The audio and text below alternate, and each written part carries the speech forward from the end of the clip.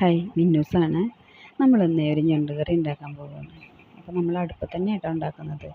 അപ്പോൾ നമ്മളൊരു പാൻ അടുപ്പത്ത് വെച്ച് അതിലേക്ക് വെളുത്തുള്ളി, ഇഞ്ചി, കുരുമുളക് അരച്ചത് നന്നായിട്ട് മൂപ്പിച്ചെടുത്ത് അതിലേക്ക് തന്നെ മഞ്ഞൾപ്പൊടി, മുളക് പൊടി, മല്ലിപ്പൊടി അത് മൂപ്പിച്ചെടുത്ത് അതിലേക്ക് കഴുകി വെച്ച ഞണ്ട് നമ്മളതിലേക്ക് ഇട്ട് കൊടുത്തിട്ടോ.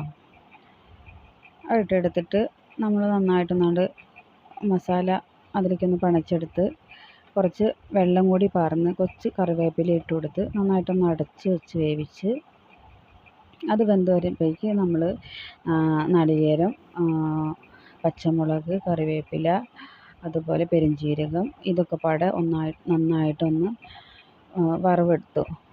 അതൊന്ന് വറുത്തെടുത്തു അരച്ച് വയ്ക്കാൻ വേണ്ടിയിട്ട്, നാളികേരം അരച്ച് വയ്ക്കാൻ വേണ്ടി.